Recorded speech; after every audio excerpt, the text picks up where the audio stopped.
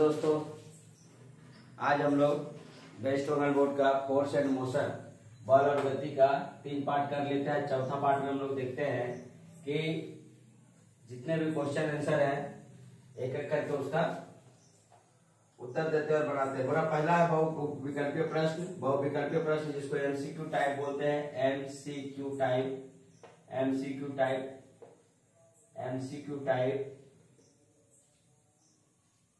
MCQ type question, उसको पहले बनाते हैं, उसके बाद आगे कर करके देखते चल जाएंगे। पहला ग्रुप ए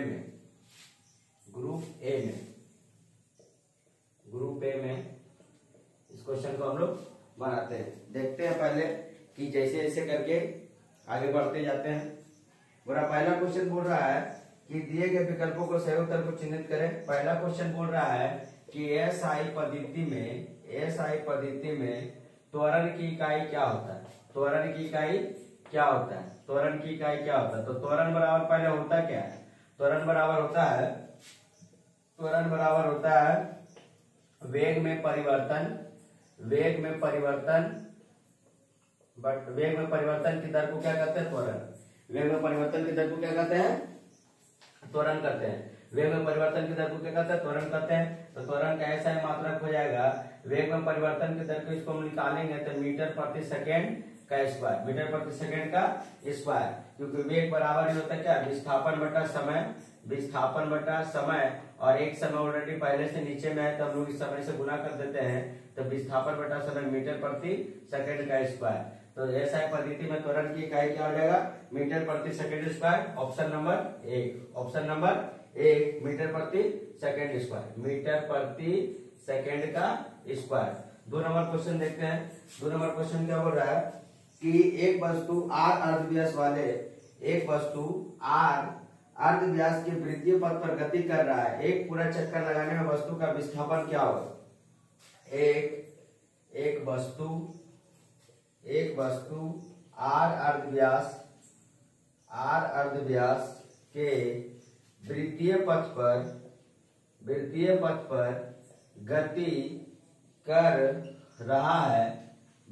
गति कर रहा है। एक पूरा चक्कर लगाने पर वस्तु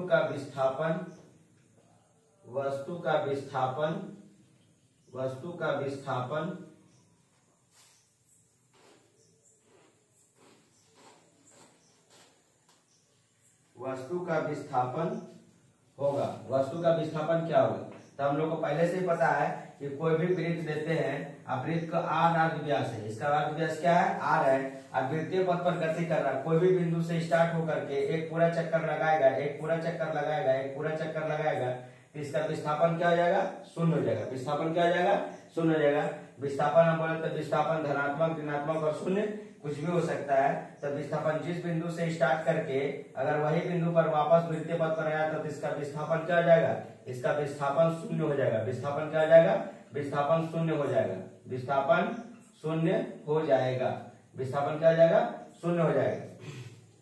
3 नंबर क्वेश्चन देखते हैं।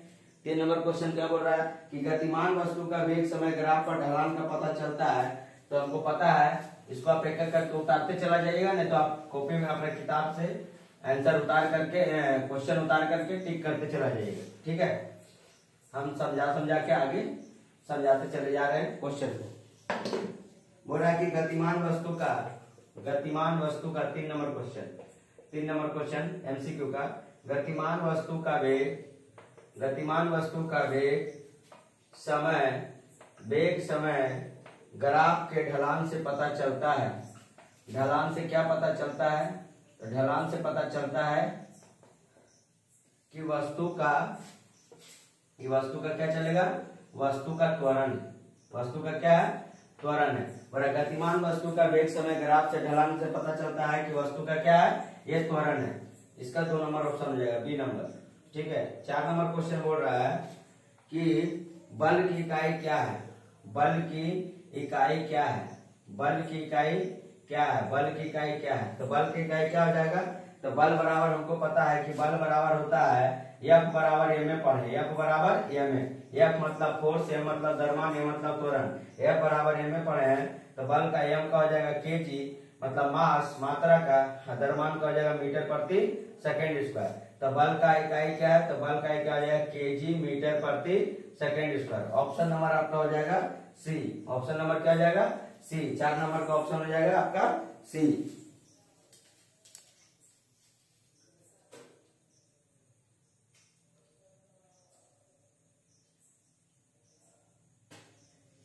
चार नंबर का ऑप्शन हो जाएगा ऑप्शन सी। 5 नंबर क्वेश्चन क्या बोल रहा है कि बल, बल बोले तो F, बल बोले तो F, द्रव्यमान, द्रव्यमान बोले तो m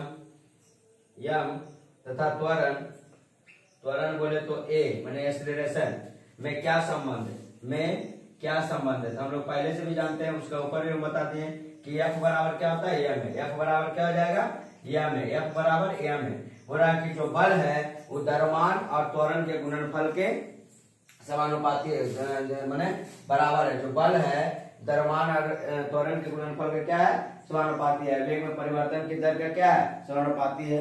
ऐसे ही बोल सकते हैं। 4, 5, 6 नंबर क्वेश्चन देखते हैं।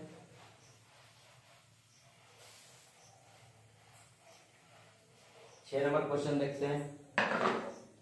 6 नंबर बोल रहा है संवेग में परिवर्तन के दर को क्या कहते हैं।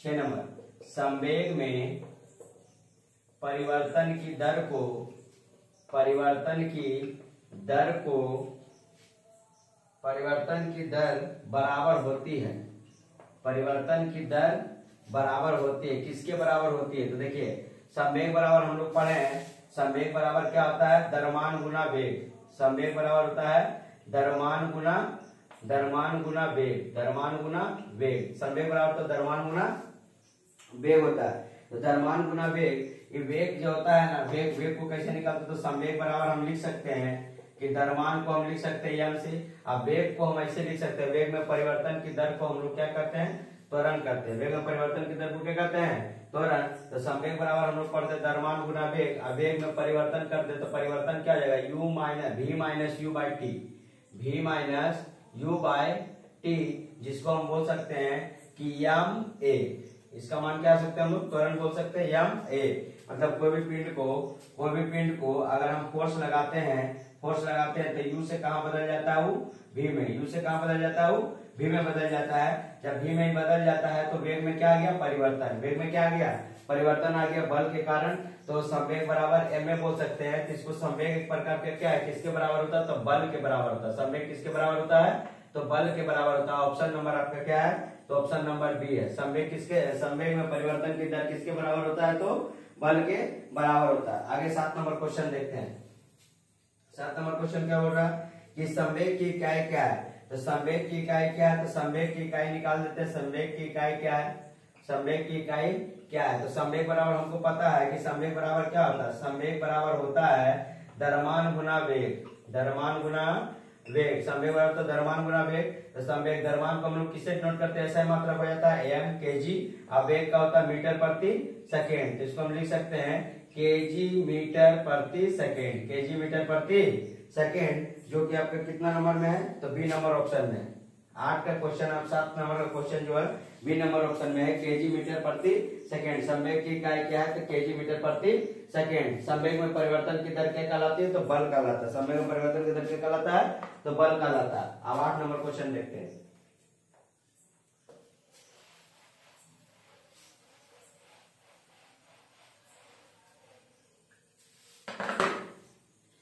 आठ नंबर क्या हो रहा है, झूले की गति कैसी गति है।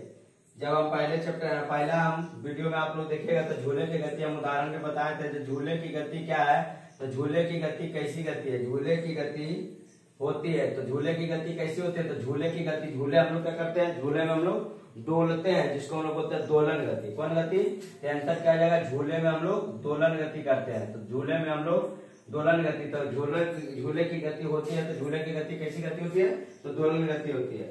9 नंबर क्या बोल रहा है कि चाल और वेग में मुख्य अंतर क्या है, तो चाल और वेग में, चाल और वेग में मुख्य अंतर क्या है, मुख्य अंतर क्या है, मुख्य अंतर क्या है। तो इसका आंसर हो जाएगा चाल और वेग में मुख्य अंतर क्या है? तो देखिए, चाल में अनिश्चित दिशा होता है, दिशा इसमें निश्चित नहीं होता, लेकिन वेग में क्या होता है?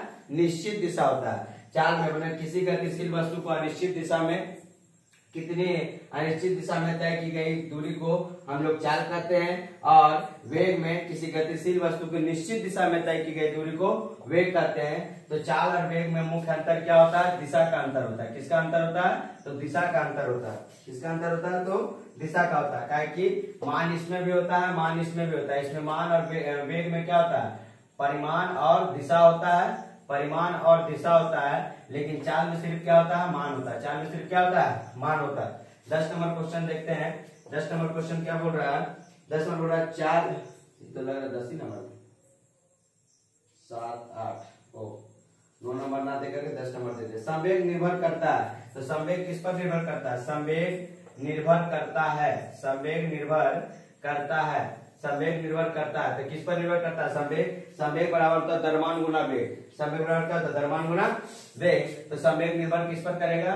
मात्रा और वेग पर, मात्रा और वेग पर निर्भर करेगा, मात्रा और वेग पर ये निर्भर करेगा, मात्रा और वेग पर। घड़ी का पेंडुलम की गति क्या है? घड़ी, जो बड़े वाले घड़ी चलता है, घड़ी में जो पेंडुलम चलता है, जो ऊपर वृत्तीय मैंने डोलते जो रहता है, तो घड़ी का पेंडुलम, पेंडुलम, घड़ी का पेंडुलम, घड़ी का पेंडुलम की गति क्या है? घड़ी का पेंडुलम की गति क्या है? तो घड़ी का पेंडुलम का गति क्या रहेगा? घड़ी का पेंडुलम का गति है, घड़ी का पेंडुलम की गति है दोलन गति। कौन गति है? दोलन गति है। घड़ी का पेंडुलम की गति क्या हो जाएगा? दोलन गति हो जाएगा। 12 नंबर क्वेश्चन देखते हैं क्या बोल रहा है कि निम्नलिखित में से कौन सी राशियां आदैशिक है? मैंने आदैशिक राशि आपको बताना था। आदैशिक राशि हमको बता देते हैं कि आदैशिक राशि क्या होता है? जो जिस भौतिक राशि में जिस भौतिक राशि में केवल परिमाण का बोध होता हो, दिशा का बोध न होता हो, उसे हम लोग आदैशिक राशि कहते हैं। केवल परिमाण का बोध होता हो, दिशा का बोध न होता हो, उसे आदैशिक राशि कहते हैं। जैसे हम लोग ऑप्शन के अनुसार देख सकते हैं, मात्रा, ऊर्जा, शक्ति, लंबाई, चौड़ाई, ऊंचाई, घनत्व, ठीक है, लंबाई, चौड़ाई, ऊंचाई, घनत्व, चाल, समय, ये सभी कैसी राशि है? तो आदैशिक राशि है। सभी कैसी राशि है? तो आदैशिक राशि है। सभी कैसी राशि है? तो आदैशिक राशि है,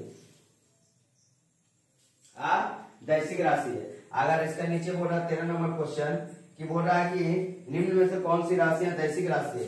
तो दैशिक राशि भी हम लोग देखे रहते हैं इसी में। दैशिक राशि किसे कहते हैं? या दैशिक राशि, तो दैशिक राशि बोलते हैं वह भौतिक राशि जिसमें दिशा के साथ साथ, परिमाण के साथ साथ दिशा का भी बोध होता है, उसे दैशिक राशि कहते हैं, या तो सदिश राशि कहते हैं, या वेक्टर क्वांटिटी कहते हैं। ठीक है, जिसमें दिशा का साथ साथ किसका?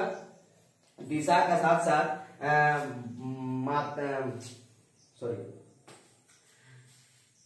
वह भौतिक राशि जिसमें परिमाण के साथ साथ दिशा का बोध होता है, वह भौतिक राशि जिसमें परिमाण के साथ साथ दिशा का बोध होता है, दैशिक राशि करते हैं। जैसे वेग, त्वरण, बल, विस्थापन, ये सब कैसी राशि है? तो दैशिक राशि है। सब कैसी राशि है? तो दैशिक राशि है। वेग, बल, त्वरण, विस्थापन सब कैसी राशि है? तो दैशिक राशि है। ठीक है, अब इसका आगे देखते हैं। लास्ट नंबर 14 नंबर क्वेश्चन क्या बोल रहा है? 14 नंबर क्वेश्चन बोल रहा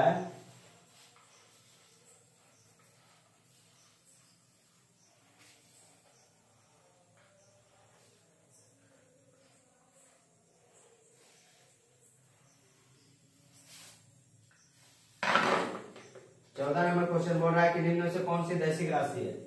कौन सी दैशिक राशि है? 14 नंबर क्वेश्चन बोल रहा है कौन सी दैशिक राशि है?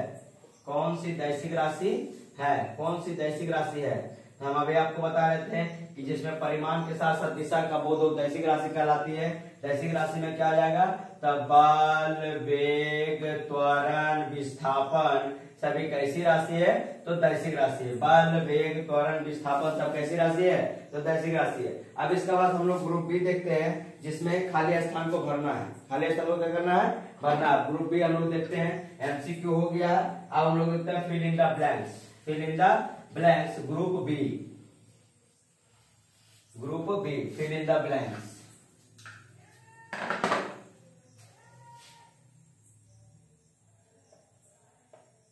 Group B, MCQ type question हो गया। हम लोग देखते हैं fill in the blanks. Fill in the blanks, रिक्त स्थानों की पूर्ति करो। रिक्त स्थानों की पूर्ति करो, फिल इन द ब्लैंक्स। आप बोल रहा है कि इसमें ए नंबर क्वेश्चन बोल रहा है, ए नंबर एसआई पद्धति में चाल और वेग की इकाई क्या है? एसआई पद्धति में, एसआई पद्धति में चाल तथा वेग, चाल तथा वेग की इकाई क्रमशः डैश और डैश है।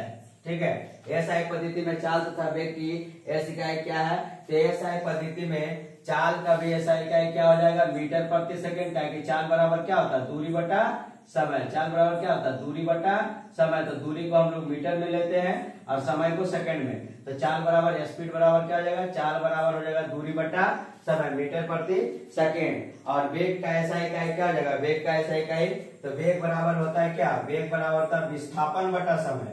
वेग बराबर होता है विस्थापन बटा समय। तो विस्थापन भी एक प्रकार का क्या है? छोटा दूरी है, तो इसको भी मीटर में लेते हैं, समय को किसमें लेते हैं? सेकंड में। इसका भी जाएगा क्या? मीटर प्रति सेकंड। मीटर प्रति सेकंड, इसका भी क्या जाएगा? मीटर प्रति सेकंड। आप बी नंबर देखते हैं। बी नंबर क्या बोल रहा है? बी नंबर बोल रहा है सीजीएस तथा एसआई पद्धति में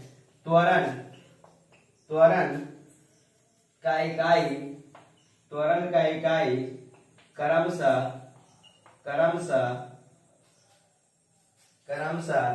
डैश और डैश है। ठीक है, बी नंबर क्वेश्चन हो रहा है। तो सीजीएस में त्वरण की इकाई क्या हो जाएगा? सीजीएस में हो जाएगा, अभी हम लोग जानते हैं कि त्वरण बराबर क्या होता है? वेग में परिवर्तन बटा वेग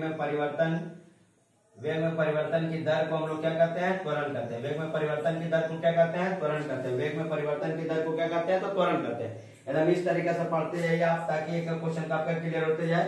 वेग में परिवर्तन की दर को क्या कहते हैं? त्वरण कहते हैं। अगर सीजीएस में पूछ रहा है तो वेग को हम लोग मीटर प्रति सेकंड लेते हैं, तो यहाँ पर क्या लेंगे? सेंटीमीटर प्रति सेकंड का स्क्वायर। सेंटीमीटर प्रति सेकंड का स्क्वायर। तो सीजीएस में त्वरण का हो जाएगा सेंटीमीटर प्रति सेकंड का स्क्वायर। और यहाँ पर अगर एसआई में लेंगे तो यहाँ पर क्या जाएगा? एसआई में वेग में परिवर्तन की दर को त्वरण कहते हैं, तो यहाँ हो जाएगा मीटर प्रति सेकंड का स्क्वायर। मीटर प्रति सेकंड का स्क्वायर, तो यहाँ पर लिख देंगे मीटर प्रति सेकंड का स्क्वायर। मीटर प्रति सेकंड का स्क्वायर। सीजीएस में हो जाएगा सेंटीमीटर प्रति सेकंड का स्क्वायर, और एसआई में हो जाएगा मीटर प्रति सेकंड का स्क्वायर। अब इसका आगे हम लोग देखते हैं C number question. C number क्या बोल रहा है? सी नंबर बोल रहा है कि विस्थापन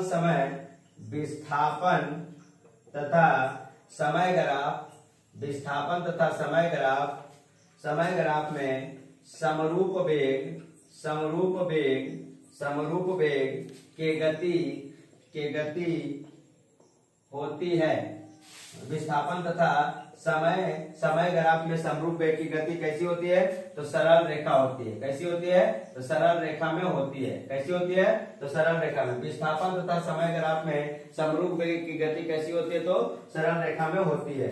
4 नंबर क्या बोल रहा है? डी नंबर क्वेश्चन देखते हैं। बोल रहा वेग तथा समय ग्राफ में, वेग तथा समय ग्राफ में समरूप त्वरण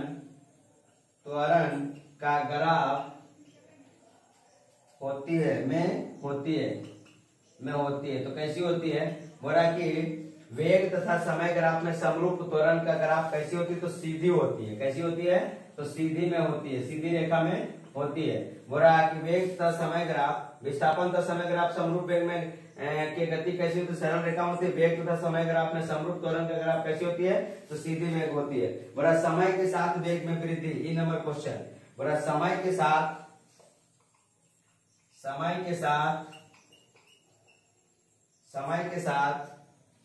वेग में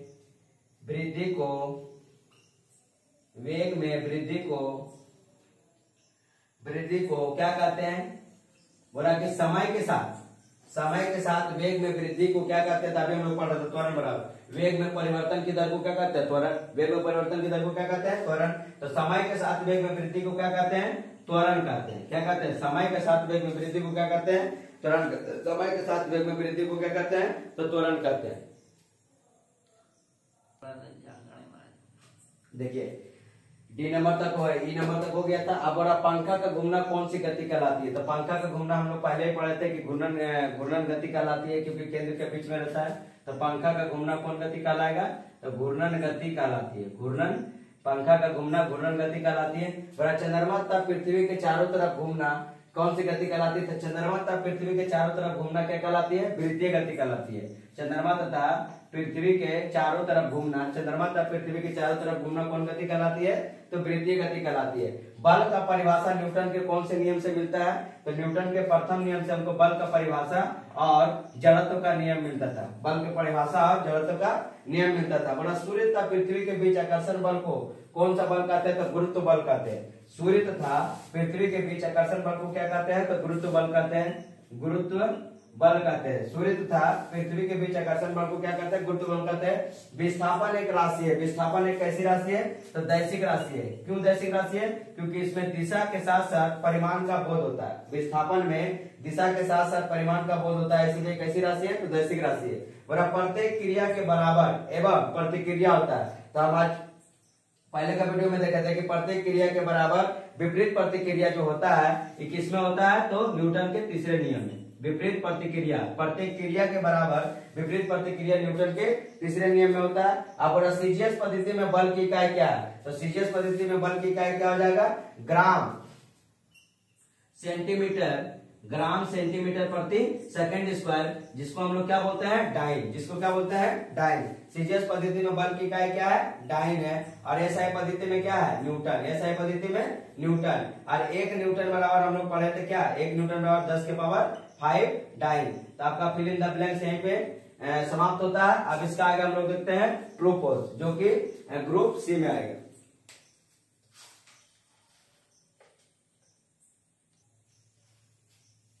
देखिए अब 3 नंबर ग्रुप सी में सही कथनों पर सही और गलत कथनों पर गलत चिन्ह लगाएं। हम लोग देखते हैं कि किसी वस्तु में परम विराम में होना केवल कल्पना मात्र है। हाँ, हम लोग पढ़े थे पहले के वीडियो में बताए थे कि परम विराम में होना केवल क्या है, कल्पना मात्र है। केवल क्या है, कल्पना मात्र है। तो क्या हो जाएगा, ट्रू हो जाएगा। क्या हो जाएगा, ट्रू या तो सही। ट्रू या तो क्या हो जाएगा, सही।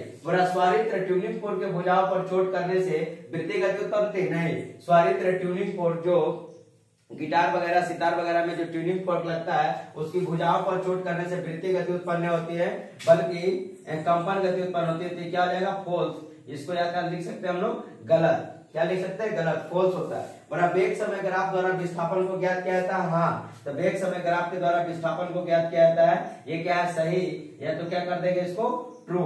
और प्राकृतिक में एक अकेला बल संभव है, नहीं। कोई भी बिना आकर्षण किए हुए, बिना बल लगाए हुए अकेला बल संभव नहीं है। हमेशा 2 बल का प्रयोग करते हैं, इसीलिए क्या हो जाएगा, फोल्स। और त्वरण और बल दोनों दैशिक राशि है। हाँ, दोनों दैशिक राशि है। तो क्या आ जाएगा, ट्रू। या तो क्या लिख सकते हैं, सही। ट्रू या तो सही। चलो सही कथन पर सही 3 नंबर ग्रुप सी में सही और गलत चिन्ह पर चिन्ह लगाए, हम लोग लगा दिए हैं। अब इसके बाद हम लोग देखते हैं ग्रुप 4, जो कि 1 नंबर का क्वेश्चन आता है, जिसको हम लोग बोलते हैं एक शब्द या एक वाक्य में उत्तर दे। उसका आगे हम लोग क्वेश्चन करते हैं।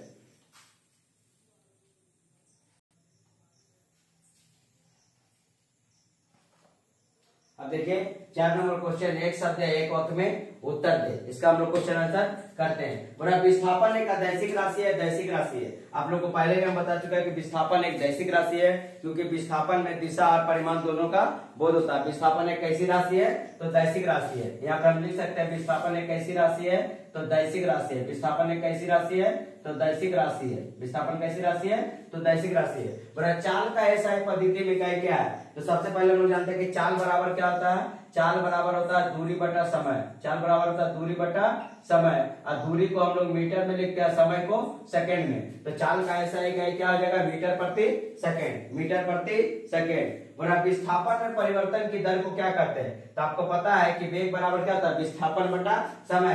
तो विस्थापन में परिवर्तन की दर को हम लोग वेग कहते हैं, विस्थापन में परिवर्तन की दर को क्या कहते हैं, वेग कहते हैं। और चाल बराबर हम लोग क्या होता है, मीटर प्रति सेकंड, और विस्थापन एक ऐसी राशि है तो दैसिक राशि है। तो विस्थापन में परिवर्तन की दर को क्या कहते हैं, वेग कहते हैं। विस्थापन में परिवर्तन की दर को क्या कहते हैं, वेग कहते हैं। और कार में ब्रेक लगने पर कौन सा त्वरण उत्पन्न होता है, तो कार में जब ब्रेक लगता है तो उसमें ऋणात्मक त्वरण उत्पन्न होता है, जिसे हम लोग क्या कहते हैं, मंदन कहते हैं, रिटार्डेशन करते हैं। बोला कि कार में ब्रेक लगने पर कौन सा त्वरण उत्पन्न होता है, तो ऋणात्मक त्वरण उत्पन्न होता है। कौन सा त्वरण उत्पन्न होता है, तो ऋणात्मक त्वरण उत्पन्न होता है, ऋणात्मक त्वरण, ऋणात्मक त्वरण, ऋणात्मक त्वरण, जिसे हम लोग क्या कहते हैं, मंदन कहते हैं। क्या कहते हैं, मंदन कहते हैं। बोला v square minus you square किसके बराबर होता है, तो v square minus you square बराबर होता है 2as, 2as। इसका पूरा फॉर्मूला होता है v स्क्वायर बराबर you square plus 2as, you square plus 2s, मतलब अंतिम वेग जो निकलेगा, अंतिम वेग जो होता है u स्क्वायर प्लस 2s के बराबर होता है। हो रहा है कि बल कौन सी राशि है, तो बल एक कैसी राशि है, बार बार बता रहे हैं आपको, बल एक दैसिक राशि है। बल, वेग, त्वरण, विस्थापन एक कैसी राशि है, तो दैसिक राशि है। बल, वेग, त्वरण, विस्थापन कैसी राशि है, तो दैसिक राशि है। बोला चलती बस में ब्रेक लगने पर व्यक्ति किधर झुकता है, देखिए चलती बस में ब्रेक लगने पर व्यक्ति क्या होता है, आगे की ओर झुकता है। जिसका रीजन क्या है कि गतिशील जड़ता है, गतिशील जड़ता का ही उदाहरण है, क्योंकि पैर हमारा स्थिर हो जाता है और शरीर स्थिर नहीं हो पाता, जिसके कारण हम लोग किधर झुकते हैं, आगे की ओर झुकते हैं। तो चलती बस में ब्रेक लगने पर व्यक्ति किधर झुकता है, तो आगे की ओर झुकता है। अगर रुकी हुई बस में अगर अचानक बस चल जाए तो हम लोग किधर झुकते हैं, पीछे की ओर, तो आगे की ओर झुकता है, आगे की ओर झुकता है, आगे की ओर झुकता है। सभी को बढ़िया से एक करके कॉपी पे नोट करते जाइए। अब इसका 7 नंबर का अगला क्वेश्चन करते हैं।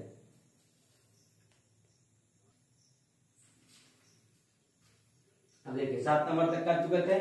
अब बोल रहा है इफेक्ट फोर्स किस दिशा में कार्य करता है, तो इफेक्ट फोर्स विपरीत दिशा में कार्य करता है। जिस ओर मान ले कोई गति से कोई कार्य कर रहा है, उसका विपरीत दिशा में कार्य कौन करता है, तो इफेक्ट फोर्स करता है। जिसका आंसर क्या हो जाएगा, विपरीत दिशा में कार्य करता है, विपरीत दिशा में, विपरीत दिशा में कार्य करता है, विपरीत दिशा में कार्य करता है। माने जिस गति से कोई वस्तु आगे की ओर कार्य कर रहा है, तो इफेक्ट फोर्स किधर करेगा, पीछे की ओर कार्य करेगा। बोला मात्रा गुना त्वरण क्या होता है, तो मात्रा गुना त्वरण क्या होता है, बल होता है। मात्रा गुना त्वरण क्या होता है, बल होता है। और इसका एसआई मात्रा क्या होता है, न्यूटन। एसआई मात्रा क्या होता है, न्यूटन होता है। एसआई मात्रा क्या होता है, न्यूटन। आगे देखिए एक क्वेश्चन बोल दिया है कि मात्रा गुना त्वरण क्या होता है, तो बल होता है। बल का एसआई मात्रा क्या होता है, न्यूटन। अपना न्यूटन किसकी इकाई है, तो न्यूटन किसकी इकाई है, बल की इकाई है। न्यूटन किसकी इकाई है, तो बल की इकाई है। न्यूटन किसकी इकाई है, तो बल की इकाई है। बोल रहा है कि मात्रा तथा वेग का गुणनफल को क्या कहते हैं, तभी हम लोग इसके आगे पहले ही पढ़ रहे थे ये वीडियो में कि मात्रा तथा वेग का गुणनफल को संवेग कहते हैं। मात्रा तथा वेग के गुणनफल को क्या कहते हैं, संवेग कहते हैं।